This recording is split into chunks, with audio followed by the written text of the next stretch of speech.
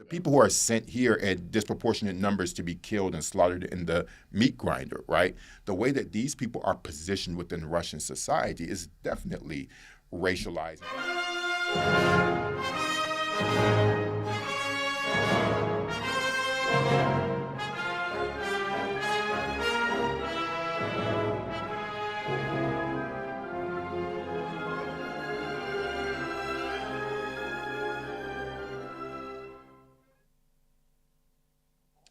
Our guest this week on The Edge is Terrell Jermaine Starr. And Terrell has been coming to this part of the world since he was a young man with a Fulbright scholarship.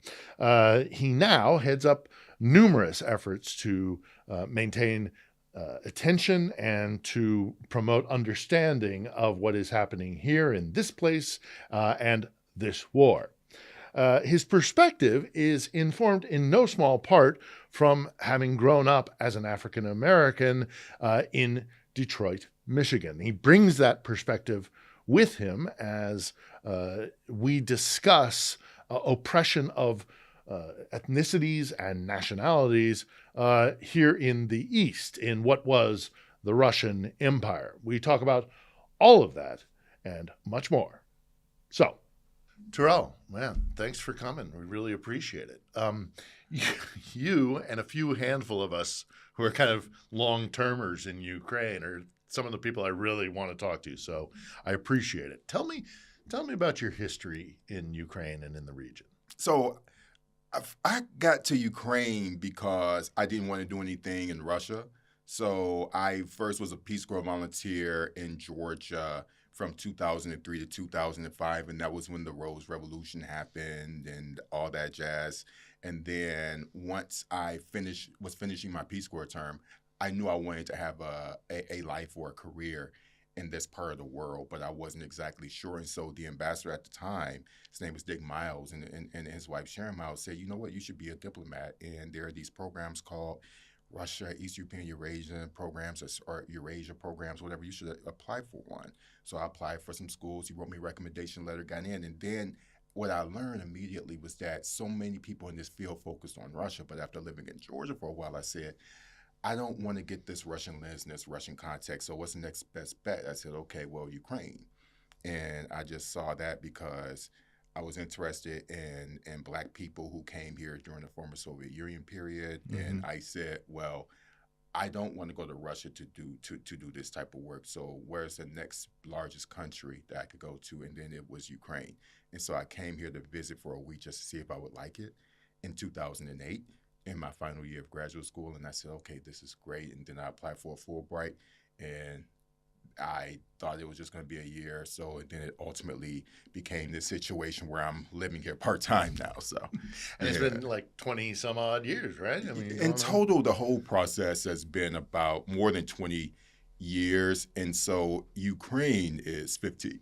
Yeah, fantastic. Yeah. Yeah, I wanted to talk, I definitely wanted to talk to you about your experience in kind of being an African-American and being here in Ukraine, which is, predominantly homogenous population, all the rest of it. We'll get into that in a quick minute here, but I wanted to talk. I found it interesting that you had been in both Georgia and Ukraine, because aside from maybe Belarus, these are kind of part of the Russian Soviet Empire that holds kind of a special place for them. The Baltics were never really theirs, and there was kind of they never surrendered after the Second World War, notably the Estonians. The Central Asia is kind of its own thing as well. But it's Georgia and the Caucasus, and it's the kind of Belarus, Ukraine that holds this special place for Moscow. Having been both in Georgia and Ukraine, what do you think the through line is for these guys as they kind of resist? We see what's happening in Georgia right now. What's the through line of why these guys are resisting Moscow so much? Ukraine and Belarus, it's a part of this whole Kievan Rus history. And so that's one foundation. But also Russia has always told its people and themselves, essentially, throughout their various political entities, whether it be the Russian Empire, the Soviet Union, right now the Russian Federation, that we are brothers, but ultimately Kievan Rus, this is the birthplace of our civilization, i.e. being Russia, right? So that's one part. But then when you look at Georgia, This Black Sea. A lot of it is geographical. A lot of it is access to the Black Sea. But actually, Russia. I'll tell you the difference between, I would say, Ukraine and Georgia, for example. The Georgians are not Slavs, No. right? They're Right. Caucasus people, and so the word Chorny is used to describe Georgians. Yes. They're the Yeah. black peoples Chorny, yeah. Chorny. Yeah, they're the black peoples of Russia, and that Mhm. same term is applied to Central Asia. I've been to Central Asia before. I go to Uzbekistan every year, pretty much, and I stay a month. So I know that area pretty well. They're the blacks, right? Mhm. Whereas with Ukraine, what is particularly interesting about Ukrainians that I've learned is that, unlike the racialization that Russians apply to Georgians, here in Ukraine, what's very clear is that your people don't exist, right? Yeah. And so it's one of those things where your culture doesn't exist. And I know this because when I am just randomly walking on the streets, or if I'm just in conversation with people, Ukrainians feel like they can have these conversations with me because I'm black and they think that I'll understand. And that's a really interesting dynamic that really informs how I view how I view Ukraine in particular, right? And so what you see in Putin's language towards Ukraine is one of, you're just these runaway people. And to help Americans really understand Ukraine, rather than using these kind of wonky academic terms of colonialism, which are very useful for certain places, but to get the general masses to be pulled into why we care about this country so much, is that you really have to break it down in language that they understand. And frankly, it's one of those things where with Putin, we're brothers if you're a slave. If you're independent, then you don't exist, and we treat you like trash. Yeah. And we get to define who we are. We are Moscow's, the definer of what it is to be Slavic, what it is to be Orthodox. So when they look at Ukraine, they see, they kind of look like the European. They're white. There's this kind of, but we're going to define what it is to be Ukrainian. They still have a very much an imperial mentality, but you're right. They look at like Central Asia and Georgians. It's an nationalistic attitude that they have towards Ukrainians, right? Which is pretty ironic because Ukrainians have their own. Obviously, this is very clearly a distinct country, and we both know here these are two different universes, right? Oh yeah. It's just completely incomparable. Oh yeah. Right, but with the Russians, their whole thing it's a colonizer's mentality that. But this particular type of Russian colonizer mentality where you don't where you look at them and you say that you demean them not by treating them like the Georgians say, or the Uzbeks or the Kazakhs. You just turn them into this one big blob of colonial Russianness, Mm-hmm. right? And so the Russian soul, the spread of the Russian soul. But the question, and I've tried to wrestle in my brain, which is worse. Yeah. And the reality is that they're all bad because it challenges your ability to properly exist, and that's what we're dealing with right now. Yeah, I mean, I'm aware. I've been aware of your work for a long time, certainly since the full-scale invasion, and you've made the point, and I kind of feel like Seth Meyers and jokes that Seth can't tell. Yeah, so right. I tread very carefully when I ask this question. I'm being slightly facetious, but you've made the comparison of like being Ukrainians being like a second-class citizen in either a Soviet or a Russian empire, with people of color being second-class citizens within, well, primarily American culture. Do you stand by that? I wonder if you could explain that a little more. Yeah, so let me explain that. So basically, the way that I talk about Ukraine is pretty simple. In order for people in my hometown, Detroit, for example, or when I go around the country and I talk about Ukraine, right, that means going outside of the think tanks. That means going outside of these government-led organizations where people get it, or you're speaking to the choir. I have to create analogies that people understand. Mm-hmm. And so my first introduction into Ukraine, I'm sorry, not Ukraine, but Georgia, and what helped me to understand their particular station within this part of the world, with Russia as the dominant geopolitical and social cultural entity is that the Georgians are considered black people here. And they're considered black within this Russian context. That's important to state because the way that we in America view race is vastly different from how race traffics in this part of the world and elsewhere. How so? So, for example, if a Georgian is considered white in the United States of America, you integrate into whiteness. We have a very clear understanding of race. If you look white, you are white, even if it's not necessarily true. Yeah. Okay, that's the whole thing, and it could be tricky because some people, just because they look white, doesn't mean that they are, and so it can trick you a little bit, and it can trip you up. Whereas over here, this concept that somebody, when you're looking at a Georgian, somebody from Armenia, somebody from Azerbaijan, or from Central Asia, then though over here is very clear that what we think is white isn't white to somebody who's Slavic, right? It's perfectly clearly defined, and you have to be here in order to understand it. And it took my time being a Peace Corps volunteer in Georgia to actually feel the difference, right? And so that's just a very clear indicator. That's a main difference. But also, it's also about and also Russians. There's a book. I can't think of the name of it. I think it's called Russia's Minorities. And I'm trying to think of the authors of the book. But essentially what it argues is that raza, which is race, Russia has been using that term since roughly around the mid-1800s, like 1860s, 1870s in academic literature, right? And so that's a verifiable fact. Now, thing is that raza and nationality, right? They could be interspersed. They could be mixed with each other at times, right? So nationality and race, they could be mixed, right? So they're used interchangeably at times. But raza, race, definitely has been used in Russian literature for more than a century and a half, actually. So they definitely have their own understanding of it. It's just that we in the West don't talk about it in our own.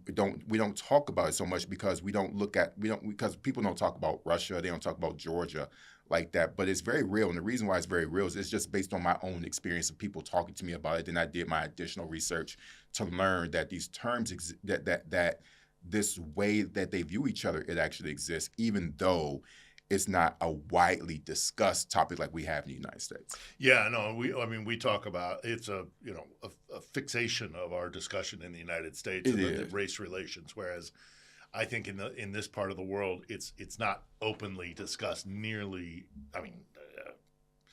Minuscule percentage compared to how we discuss it in the West. It's kind of just this is the way it is. This is it's the way for Russian. In particular. It's the way that it is, but take, for example, when I go to Uzbekistan, people will constantly tell you that we are often discriminated against when we look for housing. They'll say when they go to Russia. Russia, yeah. They say, hey, no Uzbeks, no Kazakhs. Chorny. No chorny. Yeah, they. I mean, and you actually, if you search online, there's signs that people are taking photos of that literally say this. So this is very well documented. And so so when I was in 2008, I'll never forget, I was in Batumi. I was taking an advanced Georgian language course. Oh, wow. And I had to do that in order to finish my master's degree. Beautiful place, Batumi. Batumi by the University of Illinois. And so I was walking down the boardwalk, and some Georgian guys, they were, trying to get my attention, to startle me a bit. We got to talking, and they said, well, we just came from Moscow a week ago, and we had to leave because we were constantly fighting skinheads. And so they said that in Russia, we're black like you. Those were his literal words to me, right? Wow. And at that time, I couldn't appreciate it. But what I had to do over these past years was to do the research and read the scholarship of how Georgians were treated not only during the Soviet Union, but the Russian Empire, the way that Russian authors talked about people from the Caucasus and people from Central Asia, people from southern Russia, right? Yeah. A lot of the people who are sent to the Ukraine, Ossetians, all those people, the yeah. people who are sent here at disproportionate numbers to be killed and slaughtered in the meat grinder, right? The way that these people are positioned within Russian society is definitely racialized. And all you have to do is talk about somebody who takes a job as a taxi driver and the bribes that they have to take. They say, well, you have to pay the I spoke with a Tajik man who was in Moscow and said, well, I have to pay the Tajik tax. And so there's race is everywhere in this part of the world, and people from these from those parts of the world, they talk about it. It's just that too often we don't have a healthy and productive conversation about why we should discuss it more, and how it can help us to further understand colonialism and imperialism, right?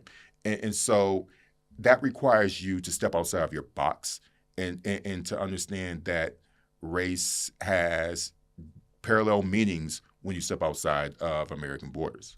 Yeah, I'll tell you a quick story about my time when I was living in Moscow, which I think kind of exemplifies this. Is that I used to go to there was a movie theater in the Marriott where they showed English movies in the original sound.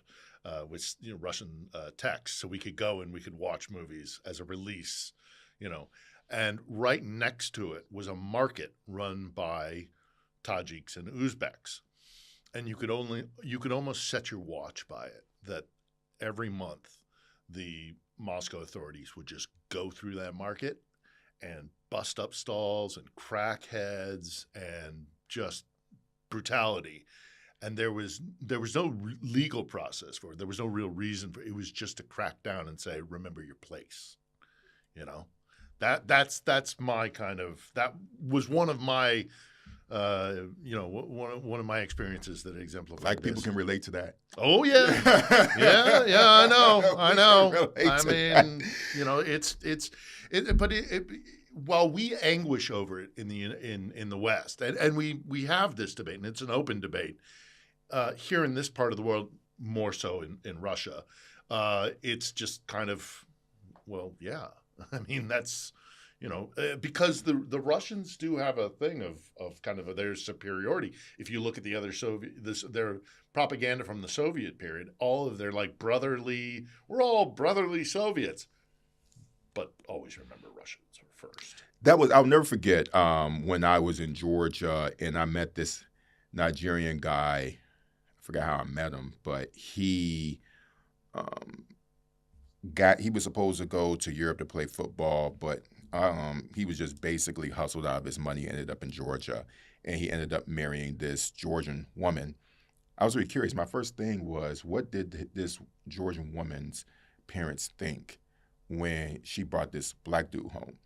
And it's so funny. I was like, I'm just curious. So he said, yeah, come on, let's go visit my parents-in-law. So we went, and I asked the mom, and the mom was like, well, it's her life. I really don't care. And then the dad, he gave a more detailed answer. And he said, at first I would say, he said, I don't care. And I was like, I don't believe you. And he was like, okay, I'll tell you why. When I was in Moscow, they treated me like a dog. And he said that no matter how much they drilled this into our brains that we were brothers, I knew that I wasn't a brother to them because I'm Georgian. I'm from the Caucasus. I'm a dog. And people called me a dog. And he said that in our books, it says that we're all brothers together, and all these other things, but all the things that people would say to me on the streets and the way that professors would treat me. And he said that I would never treat anyone like that. I remember those times when I studied in Moscow and it was horrible. And so he said, how can I look at this man and feel like I'm better than them when all of my life these Russians were telling me that I'm beneath them, that I'm an animal. And so you definitely, and I hear those stories. Oh, that's powerful. But I hear those stories all the time.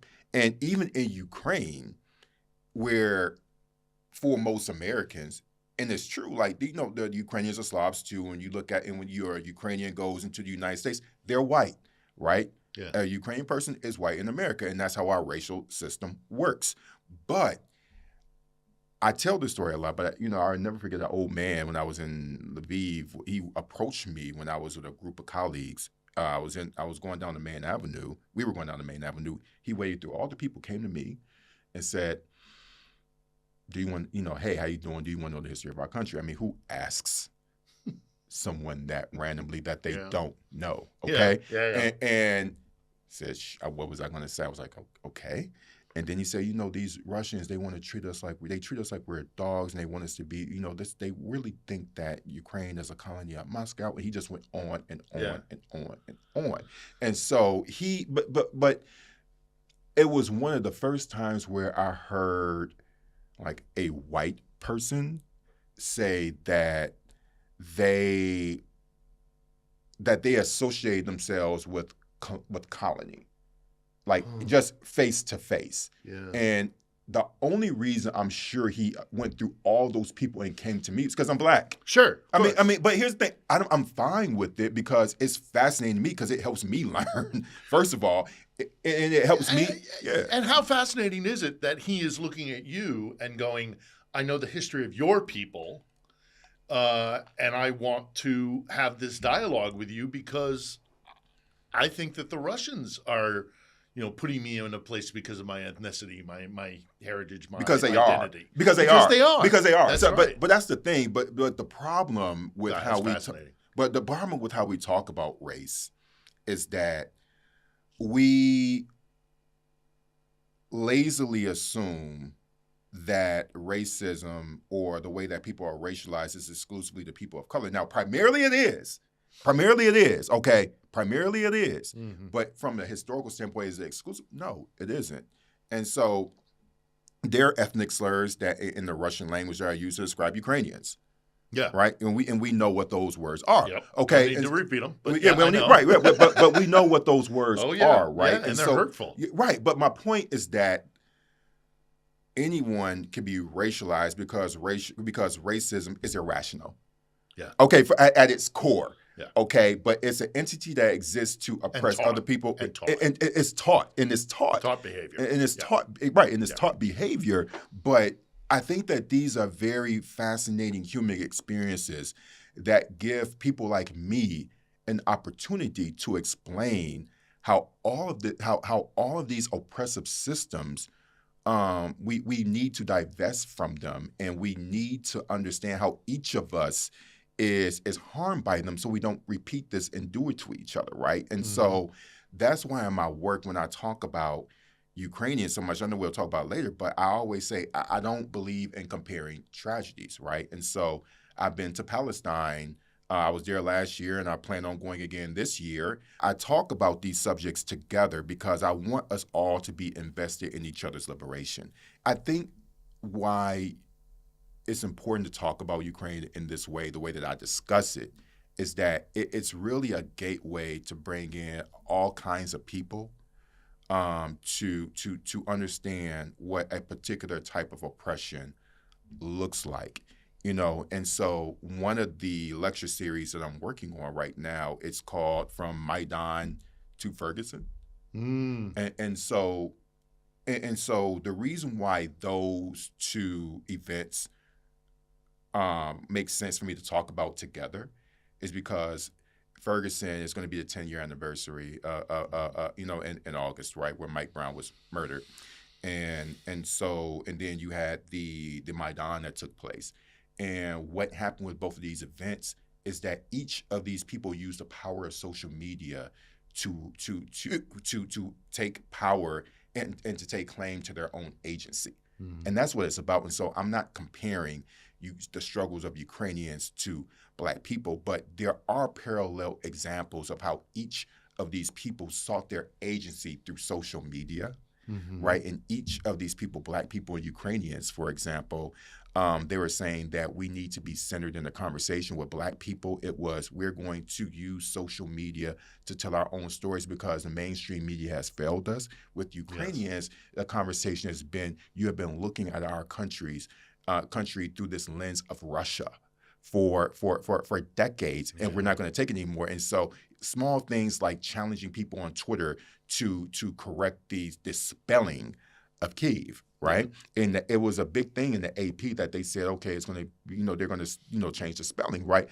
But that was the power of social media, and it was an example of people seeking their agency through these digital means. And the history of African Americans and the history of Ukrainians have a similarity, I think, in the sense that both have had their history stolen from them and told by other people, told by their oppressors. Right. The Russians have told the Ukrainian story and have defined what it is to be Ukrainian, and white America has, for centuries, defined what African American identity is. And I think both of these identities are now coming to a place where they're like, no, we're going to tell our story. And I find that encouraging and hopeful. I find a great future for that. Knock on wood. It does lead me to the question of like you being African American in Ukraine. There's a lot of talk about racism here, about Nazis here, there's the issue of the beginning of the war where people of color. I remember coming into Ukraine and seeing those lines of people of color. Turns out it was actually maybe more on the Polish side than on the Ukrainian side. Their restriction in crossing the border, but nevertheless, I wanted to talk to you about how is this weapon that the Russians use of this kind of Nazi terminology. What is your response to this argument that the Russians have that this is a Nazi state and this is that racism is everywhere? The hypocrisy of that from a Russian is amazing. But can you talk a little bit about being, a person of color in Ukraine? Yeah. So look, I wouldn't voluntarily come here if I didn't feel safe. So let me be perfectly clear. I'm not going to come to a country, spend my own money to suffer. I would just have to be, I don't know what the word, I would just have to be, there would have to be sadistic. You're not a martyr. Yeah, I'm not, yeah. I would just say I'm going to come and choose to suffer. No, I wouldn't do that. I love Ukraine. I spend half the year in this country, and so I feel very safe. I have a whole friendship base here. I have a whole social life. And so I plan on spending the rest of my life, my career, being in this part of the world, and I plan on even building and continuing to do things. I have so many goals that, from a business standpoint, that I want to achieve here, where I want to help to invest in Ukraine to rebuild. Right, I definitely am going to pursue the tourism business as far as being a large scale provider of tour packages once Ukrainian victory comes. Right, when State Department says, okay, Americans can go now. Right, and so I still want to do that. Now, multiple things can be true at once. Is there racism here? Yeah, like it is in America and elsewhere. Right, and it doesn't. So I don't like saying, well, yeah, Ukraine is a racist country. Well, my country, I would say maybe Black people only have full rights around 1970. Yeah. Right? And then there are people in my family who are alive and who pay the poll tax to vote. Yeah. Okay? So when you talk about racism, yes, we of course, there's racism here. In fact, when I first came, I was denied housing. This is 2009. I was denied housing by 10 landlords because I was Black.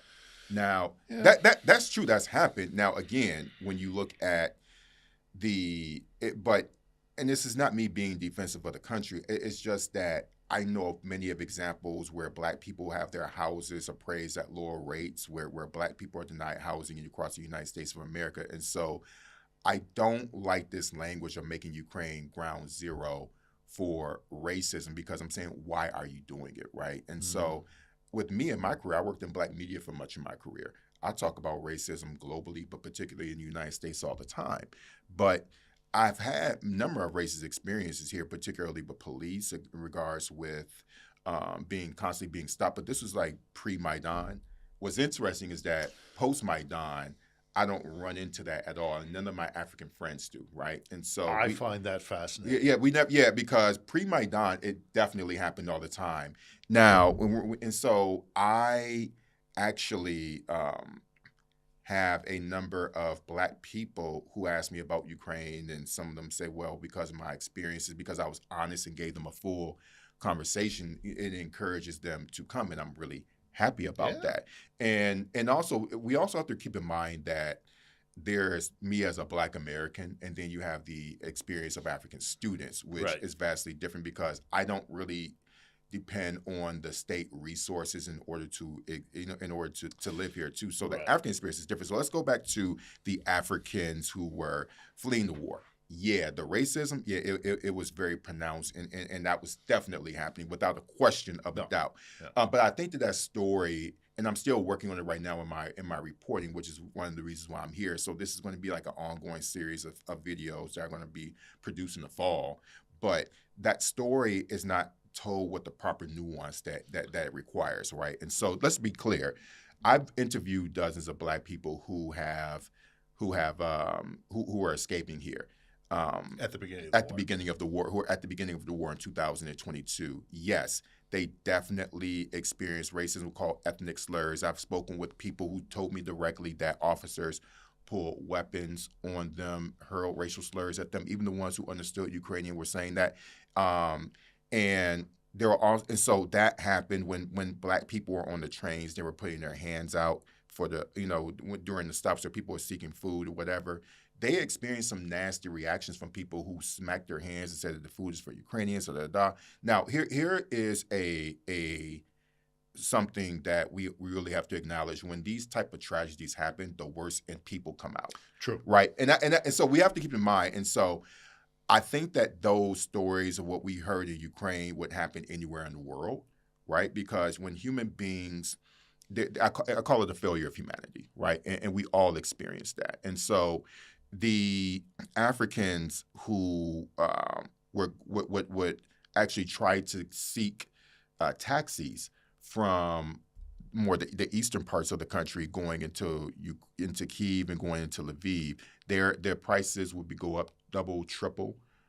So they were price gouged. I don't know if that's a race or not, but that's what I've heard. That's what I've been told. Yeah. But another thing too is that the racism only didn't happen in Ukraine.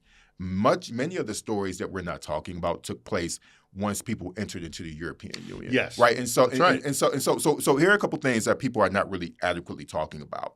So when you say at the beginning, when people were going into Poland, Ukrainians had they were able to immediately get jobs. They had all of their paperwork where they're allowed to seek employment. Whereas with the African refugees, that wasn't available for them. I spoke to African business owners in Warsaw who told me that, you look around my place and I hire Ukrainians. I have a new business and I needed the help. And he said, I couldn't even hire my own people because the laws of Poland would not allow me to hire them, but I could hire the Ukrainians. And so you had all these different inequities because it comes down to, if you're a refugee, you're a refugee, right? And then going into places like Germany, I spoke with people who told me on camera that when they crossed into the German border, they were immediately strip searched and accused of being drug dealers.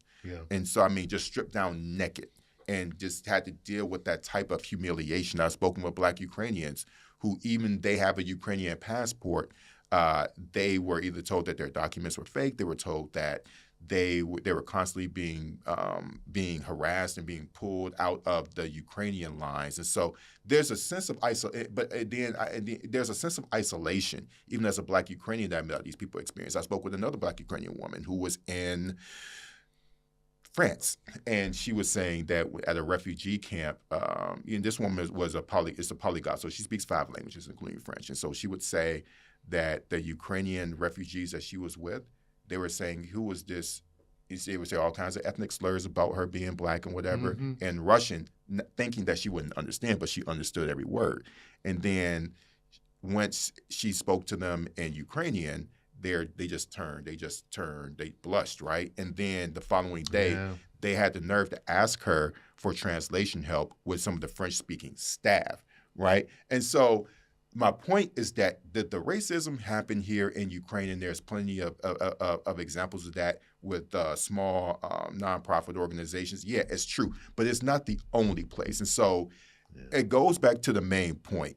I don't have a problem acknowledging the truth that racism exists here elsewhere. What I do have a problem with and have a strong objections to is that we're making this country the epicenter of racism, which definitely ties into Putin's talking points. And it's so ironic, right? Because when you talk about Nazis, people he always brings up Azov as if this country, as if this now it's a brigade. The Azov right? Brigade. Yeah, the Azov Brigade, as if this now brigade didn't evolve over the 10 years that it has been into existence, right? Yeah. Because there were some bad guys in that group, without a question of a doubt, right? No. Right? And we're not going to argue that. No. But are they that group now? No. Okay, so that's what we're doing. But what Putin does, and it's the same thing with Donald Trump, if I tell a lie over and over and over and over again, they're going to believe it because they want to. And it's so fascinating to me. You bring up Maidan, and you bring up the poison of racism. I mean, there's even the poison of racism in the American South is as detrimental to white Southerners, in my opinion, as as the racism that exists in Russia. It's poisonous to Russia. And when you look at Maidan and the post-Maidan period, where smart, educated, thoughtful Ukrainians have decided to want to diverge culturally from Russia, one of the main points that I hear over and over from Ukrainians is, we don't want to just be another democracy. We want to take on the tenets of liberal democracy and run with it. So racism, the rights of the LGBTQ community, liberalism towards marijuana laws, all sorts of ideas that come from liberal democracies, they're taking it and running with it in a post-Maidan period. They got a lot of work to do, obviously. But I think they do recognize that it's hurtful and harmful to have these divisions and to have this kind of racism or sexism or any kind of institutionalized prejudice. This is a different world. It's a completely different world. From 2014. I could say, I would say even from 2008 when I first got here, even walking around, just the feel of it, it's just different. Yeah. And I'm trying, it just, I feel like there was an old Soviet cloud that was just kind of looming over, and it occasionally rained on you, and really, it just it was like it's just dreariness. I remember. It was like, it was still a beautiful kind of place, but it just felt like it was like that old cloud that just wouldn't go away. Yes. And that doesn't exist anymore. And it was depressed, and it was not a lot of happiness, not a lot of hope. Yeah, it was. And after Maidan, I see hope, I see happiness, I see a pursuit of happiness, and I see this fundamental change in we don't want to be like that anymore. We want to be like this, and we want to be. It's incredibly humbling to watch this, and it's one of the reasons I love being here. So I'll tell you, one of the things that I enjoy is going to the other parts of Ukraine. Mm-hmm. And one of the things I like about being relatively recognizable is when I post on my social media and I say I'm in a particular town and people will say, well, hey, I'm here. Why don't you come hang out someplace? That's cool because it taps into these points that you're discussing about how people are trying to move away from this Russia kind of Soviet past.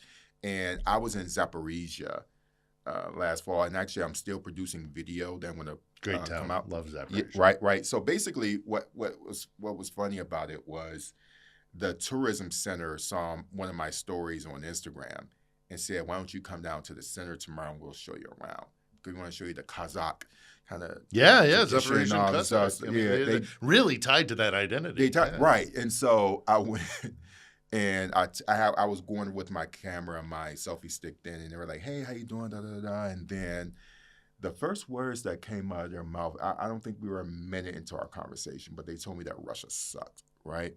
And they said, well, we want to tell you why Russia sucks. And back in 2014, they came in there and they invaded us. And so they it was like a whole monologue. And it almost felt like it was prepared, but it wasn't. You could just tell that they were just spitting out what they were feeling. But what was in the center was an exhibition of Ukrainian art.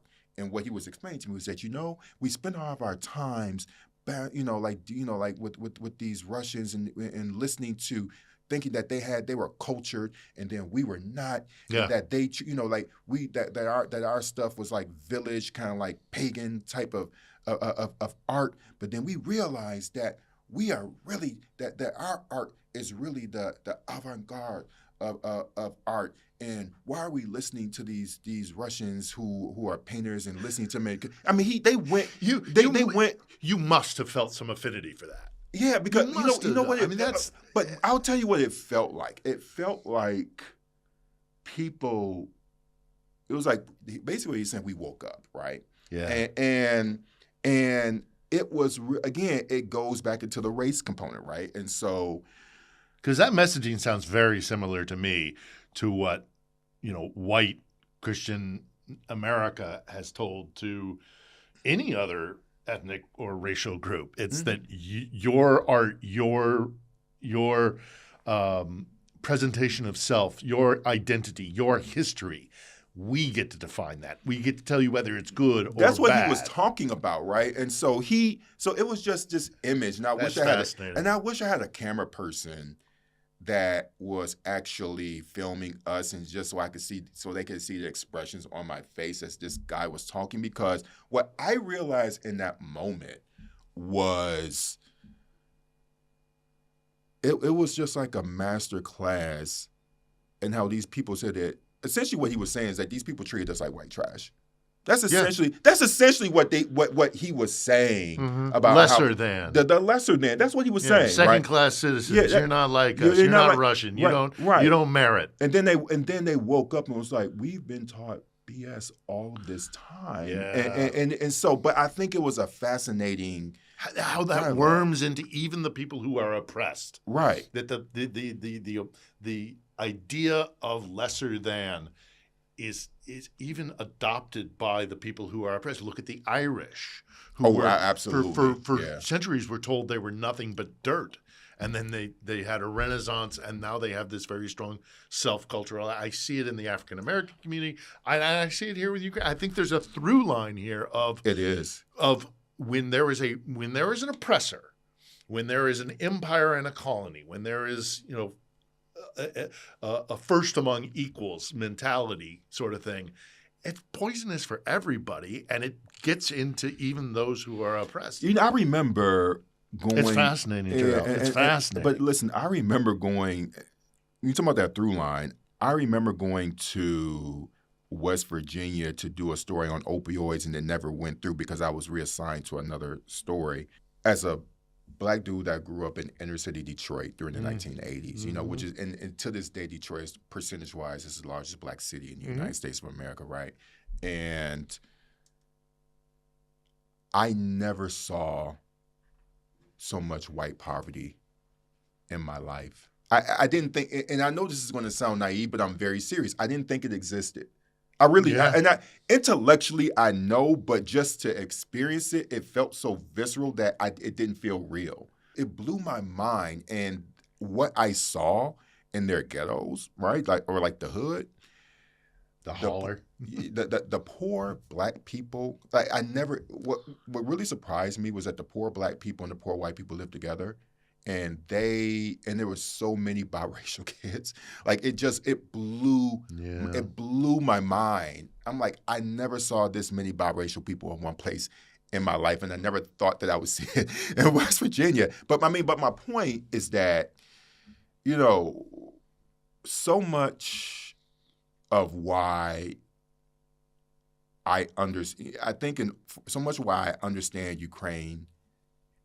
It comes from me understanding the depths and breadths of my own country, right? Yeah. And I think that our own countries and experiences are a great place to start. But what I would really like out of Western journalists more is that there is a large to really appreciate race and to really appreciate what oppression is like, because I think that's one of the missing pieces out of the coverage writ large about Ukraine, is that people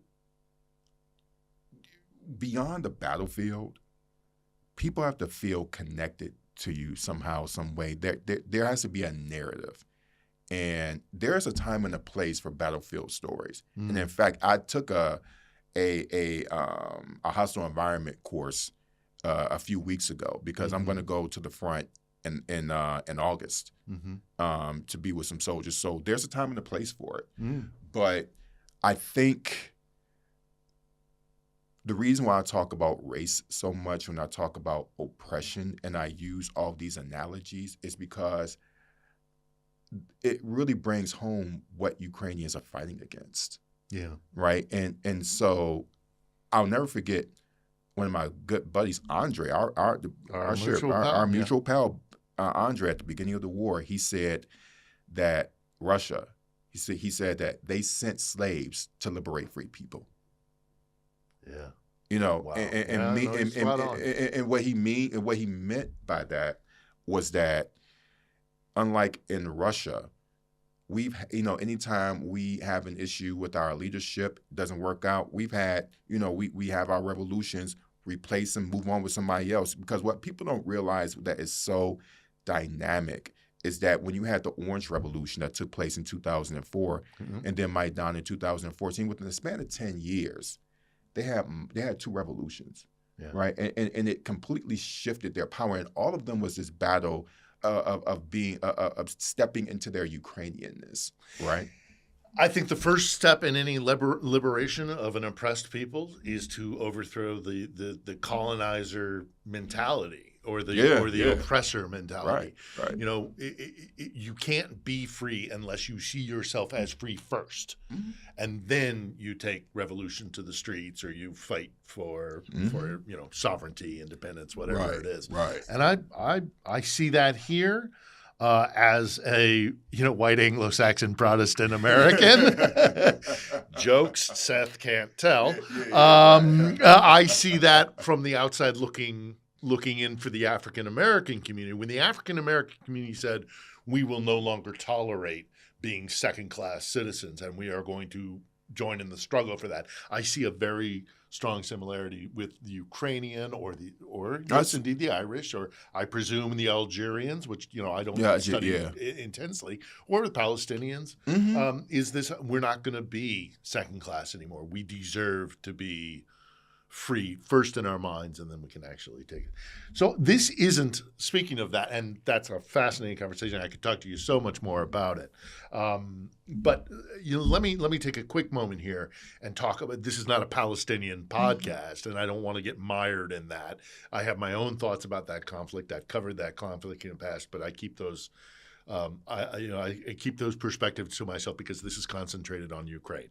But I do want to talk, because you kind of courted some controversy with your stance on Palestine. So I don't want to go too – that's not what this podcast is about. But I do want to bring up the point that you have said and you have made some observations about how the world has looked at the conflict in Gaza and how the world has looked at the conflict here in Ukraine. And you've been critical of how the differentiation about that.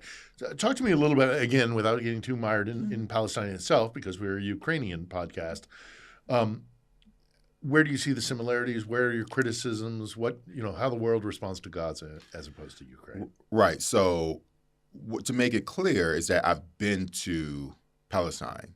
And so many people who critique my observations have not been to the place, right? And so, or don't take the time to do the necessary study in a sincere way, in a good faith way.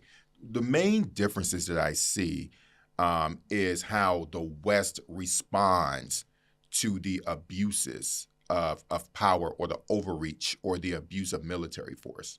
That's a difference. So, for example, we both can agree that Putin is a war criminal, and in my view, and based on lawyers who study genocide, I believe that when you have the kidnapping of children, the ways in which the Crimean Tatars are being treated in Crimea, all those fall under the letter of genocide. Yep. Right. And so we understand the legal process, what that gets into. But from the letter of the definition, to me, and based on scholars who focus on it in Ukraine and international lawyers who study it, I am convinced that what Putin is doing in Ukraine is genocidal. Yes, I told you. No, unquestionably. Oh, okay. What is the thing is that in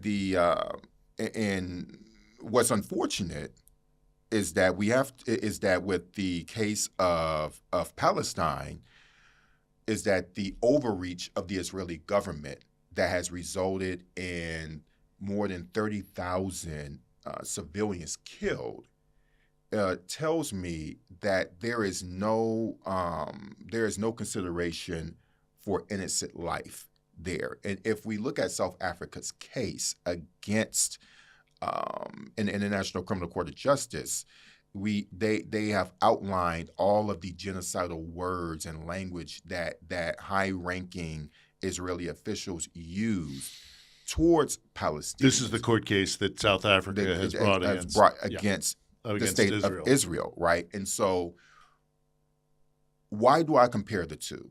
The reason why I compare the reaction, not the tragedies, I'm talking about the reaction of the West. Let me be very specific. Yes. I'm talking about the reactions. The reactions condition people to feel that we are supposed to care about the Ukrainians because the Western leaders, the people who have, like the strongest economic, political leaders in the world, are conditioning us to have a sympathy for Ukrainians, but they're conditioning us to feel like, well, this just happens with Palestinians. We're being taught that Palestinian life has no value as opposed to the Ukrainian ones, and they have value because we support the international criminal courts when it comes to Putin, right? But when it comes to so you get what I'm saying. So that's the reason absolutely. why. So that's why that's I important. get your point there, Terrell. Yeah. But here's where I differ slightly. Yeah. And that is that as a journalist and as somebody trying to spread the word about Ukraine, when Gaza kicked off, the rapid decrease of attention given to Ukraine was, powerful. Oh yeah, it just fell off a cliff. I mean, you can hardly talk about Ukraine now. It's getting a little bit of traction back again, but the entire international press corps shifted to Gaza and damn near forgot about Ukraine.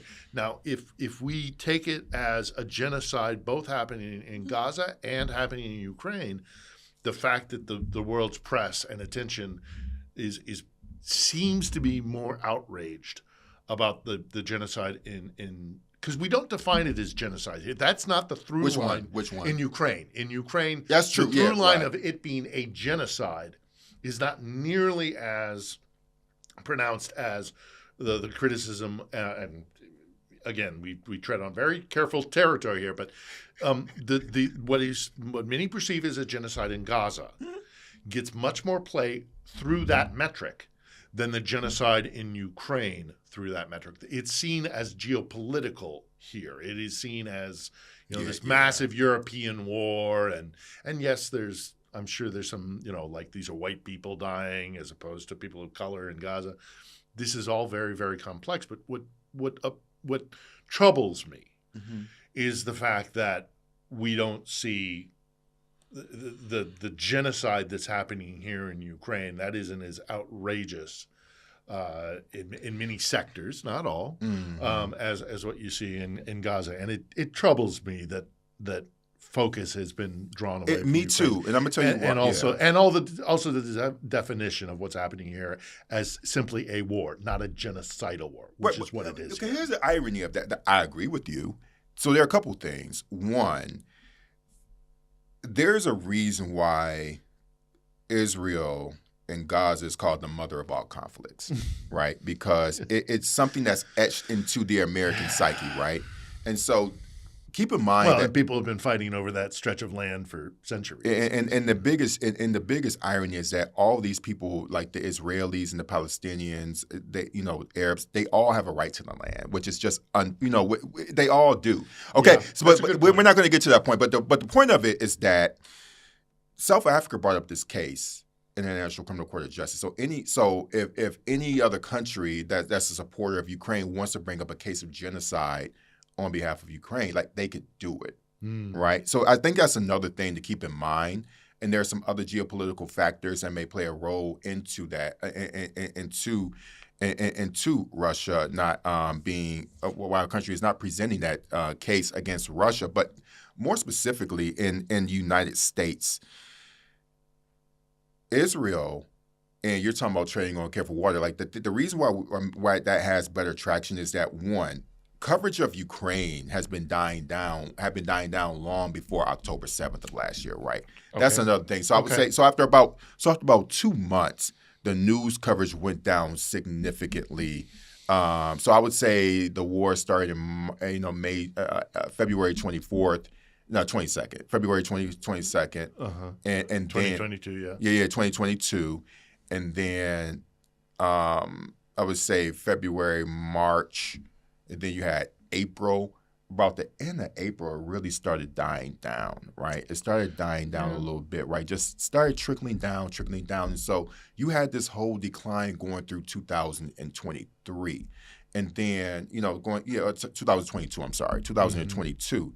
And so this dearth of media coverage really went down because for several reasons. One, people were asking, will Ukraine hold? And then once Ukraine held, then people are like, what's next?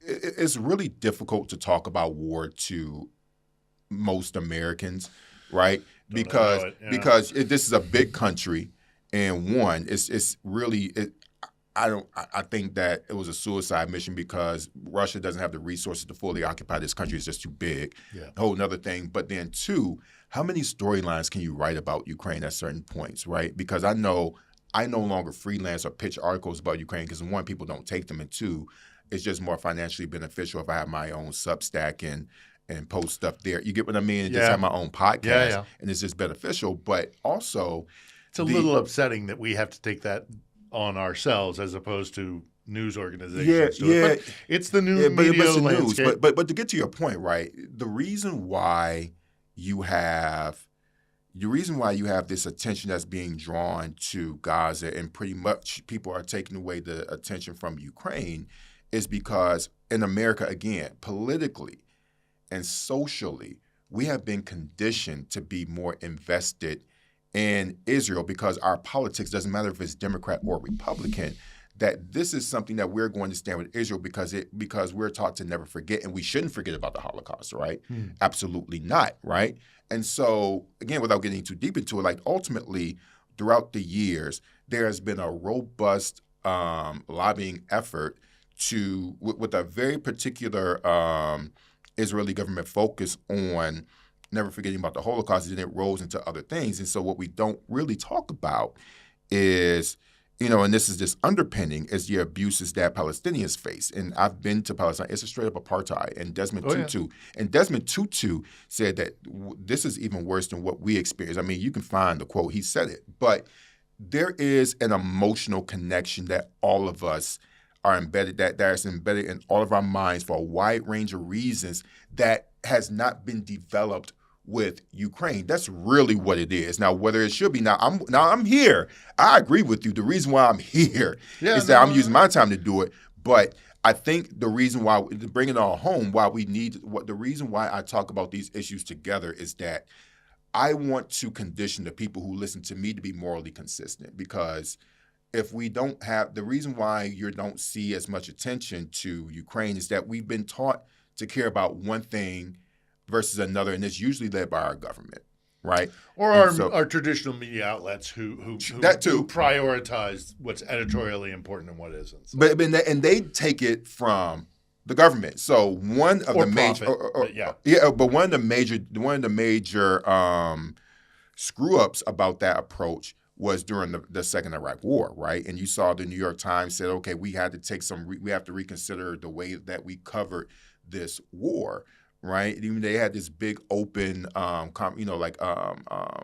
editorial about their coverage, because essentially what they were admitting to is that we were really taking the lead of the government, but so much of how we view things is based on how our leadership views it, and then that trickles down to the media. Just wanted to add that. Yeah, no, I look, Terrell, I could talk to you. We're going to have you back, because I could talk to you so much more about so many other different things. And I even have it on my question list, but we just got so involved in so many. I love talking to you, man, and I really want to have you back.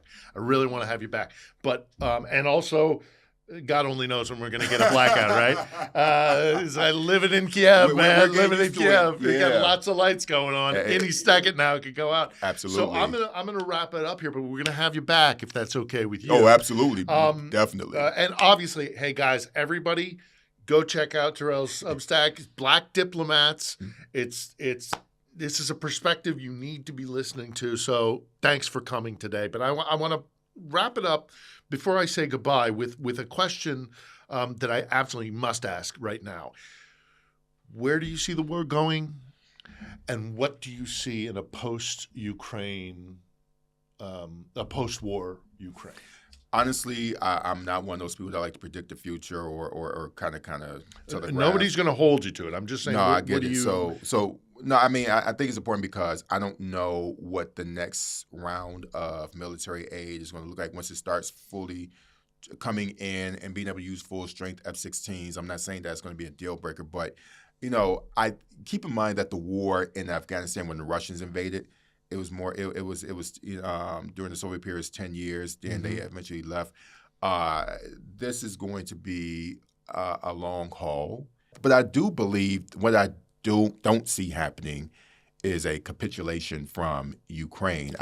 There will be a country called Ukraine. There will be a country called Ukraine. I think sheer existence is victory. And people are tired of the war, but I definitely see a country that's going to continue to fight. That's for sure, regardless of who is president. But what exactly Ukraine will look like, I think that we should revisit that about a year from now.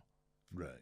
Okay. Well, we'll have you back then. Probably well before a year. I want to come back before a year. I mean, I live down the street. Okay. I live down the street now. And us old Ukrainian hands, we got to stick together. We got to stick together, man. Exactly. And I love your perspective. I really, truly do. And I've appreciated watching your coverage and your discussion about even when I disagree with you, or even when things get a little bit I don't want everyone to agree with me. I still appreciate your perspective, and I appreciate you keeping eyes on.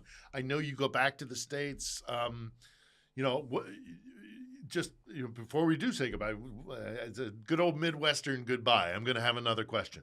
When you go back to the States, what do you tell folks about the conflict here? What's the message that you take back to the States and say, guys, you got to be paying attention to this? Or what do you also, when you run into folks back in the States, go, I can't believe you don't know this about the conflict? I tell people about life here, the people that I know, the cities I go to. People only see images of the front. Yeah. I tell them about the good time that I have. I tell them that Ukrainians are going along with their lives as best they can, all things considered. I tell them about the cities that I visit. I tell them about the country that I fell in love with. I update them on my trip. I tell them about the good people that I know. I reaffirm why I go. I talk about the future. That's the most important thing. I talk about what I want to do in Ukraine. I talk about the ideas that I have for a business interests that I want to pursue. And prosperity. And those types of things. And so that alone gives them a reason to be invested, because they want to know what's next. And I think that's the best that any of us can do beyond the kind of esoteric conversations about the war and about the politics. Just talk about the people. And because my goal is to introduce Americans to even more Ukrainian people, and many of them through a tourism company that I'll eventually own, and where they can come and see for themselves. Yeah, and while Russia tries to dehumanize these people, we who love this place should do everything we can to humanize them. Mm-hmm. So I appreciate your efforts. I appreciate what you do. I'm going to keep doing this thing. Absolutely, you too. And you can come back anytime you like. You have an open invitation. So, Terrell, Jermaine, Starr, thank you for your time. Thank you for your insight. Thank you for this fascinating discussion. And you're welcome back anytime. I will come back. All right. Thanks very much.